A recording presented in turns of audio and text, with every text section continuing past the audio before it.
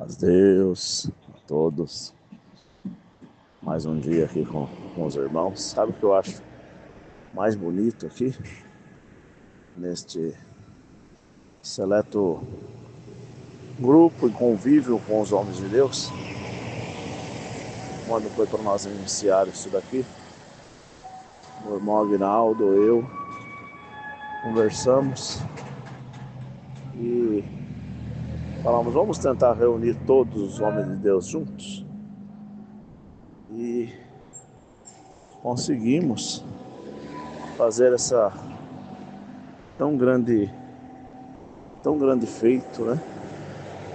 Reunir todos os conservos, amigos, companheiros, uns que já se conhecem pessoalmente, outros que ainda hão de se conhecer, mas a comunhão é tão maravilhosa. Bom, talvez não conhece carnalmente, mas já ouviu falar ou já ouviu alguma pregação, alguma obra que aconteceu. Isso traz muita comunhão, edificação. Eu aqui nas ruas de Francisco Morato, São Paulo, caminhando e ouvindo essas coisas tão maravilhosas, sublimes. Sou um eterno aprendiz, tá, irmão? Estou aqui para aprender. Sempre digo que sou servo dos vossos conservos. E Deus traz alguma coisa também no nosso coração para compartilhar com os irmãos na simplicidade.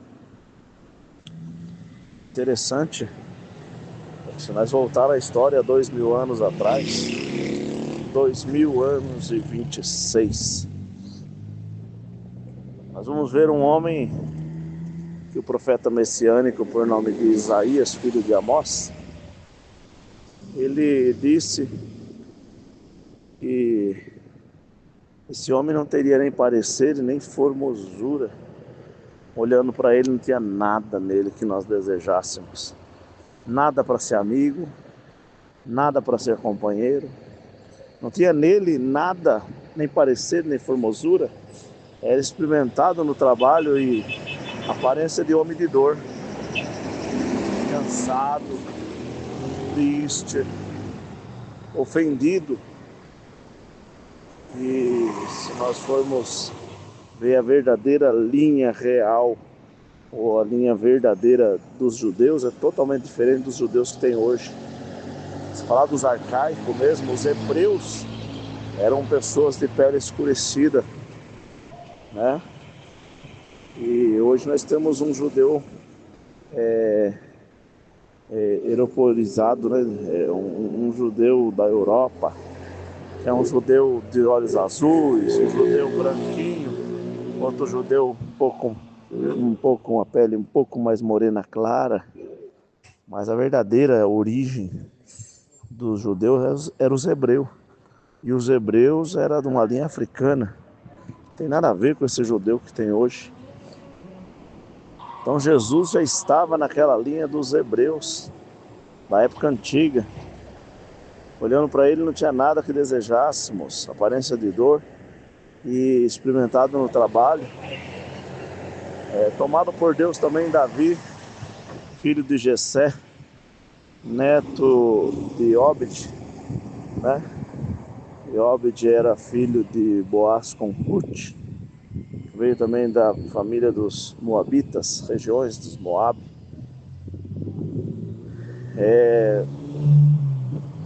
Davi também escreveu em 22 de Salmos, né? O Messias sofre, mas triunfa. Já explicou que o Messias sofreria, mas triunfaria em glória, em nuvens de glória. Também contou ali que dava para contar os teus ossos. Então, além de Isaías ter falado que não tinha parecer nem formosura, Davi completou em um dos teus salmos dizendo que dava para contar os teus ossos. Magro, por isso aguentou 40 dias no deserto sem se alimentar. Porque quanto mais você se alimenta, né, o estômago vai abrindo mais, dilatando, e quanto mais fome você tem. Quanto menos você se alimenta, o estômago fecha, você então tem menos fome. Ele aguentou 40 dias, não somente por ser divino, né? porque divinamente ele aguentaria, mas ele não usava poderes divinos justamente para o diabo não te acusar. O opositor, o acusador, desse jeito, ele veio aqui sofrer pela humanidade, mas está usando poderes divinos, ele não vai sofrer nada, não vai sentir nada. Então ele falou aquela verdadeira mensagem, o verdadeiro homem. Pois o verdadeiro Deus já era ele é o verbo, se fez carne, mas ele também se fez o verdadeiro homem. E toda vez que ele não falava o filho de Deus, ele falava o filho do homem, se colocando na posição humana, querendo dizer, eu estou aqui para sentir as dores que você sente, eu estou aqui para suar, para chorar, sentir fome, sede, enfermidade, tristeza. Então ele era também verdadeiro homem e verdadeiro Deus. Esta santa conversação que estamos aqui, então, este nosso Messias, nosso Mestre, Emmanuel, Jesus Cristo Nazareno, o Todo-Poderoso, se fez o mais humilde, o mais indigno entre os homens. E aí ele entendeu a raça humana. Veio as leis, não consertou o homem. Veio o sacerdote, não consertou o homem. Então ele mesmo se voluntariou. Era verbo, se fez carne e veio habitar, não só como carne, mas como pessoa, como homem. Habitar na terra, da tua própria criação. Está escrito em Provérbio, antes de ser formado tudo, o pó da terra ele já havia. Então ele é o que é. Mas a condenação, não há condenação para aqueles que crê, né? Não há nenhuma condenação para aqueles que crê, está escrito lá em Romanos. Não há condenação. Mas o Senhor Jesus Cristo foi condenado. Olha que interessante. Ele foi condenado. Condenado à prisão?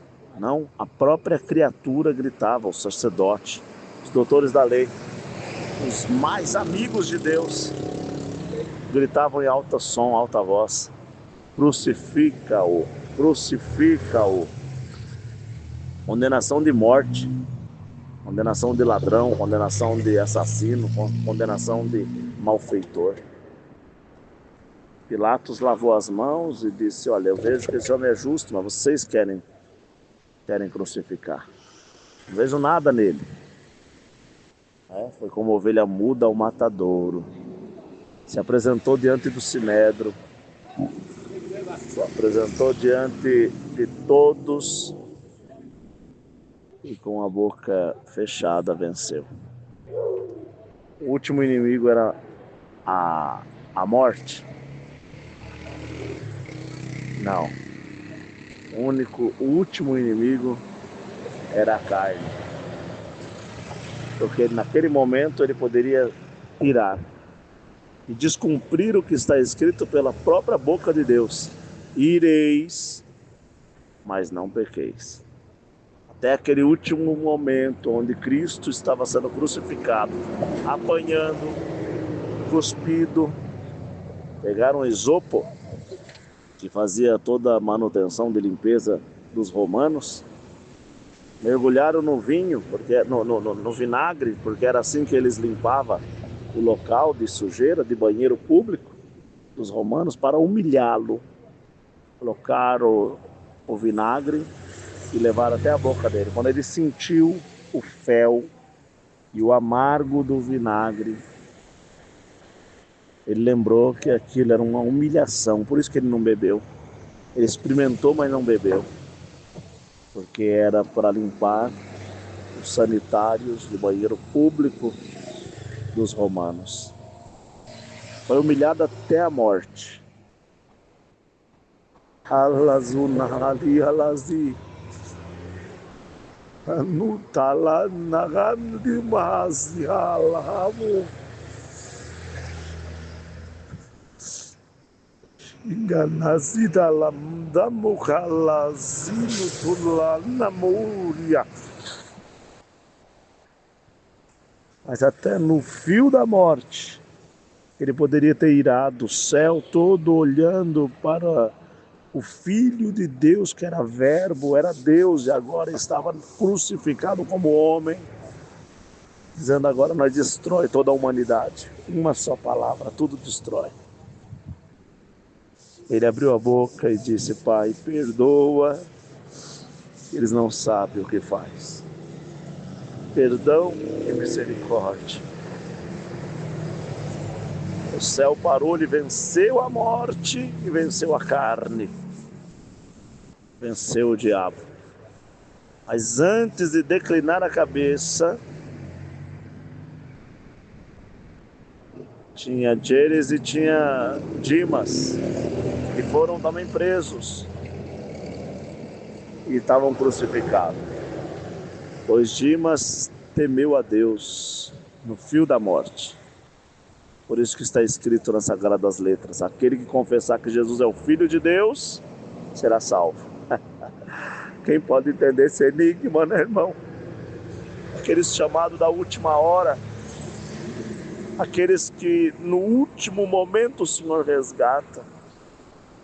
Foi assim que aconteceu com Dimas, onde disse: eu pequei contra ti, contra o céu, contra a terra, tu tem todo o direito de me condenar.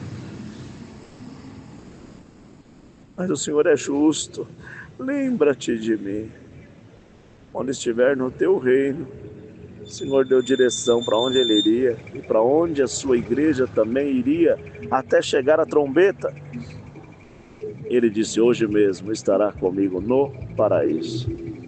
Não falou para o céu, porque a palavra não pode se contradizer, porque a palavra diz que só foi ao céu aquele que desceu do céu. Quem? É Cristo.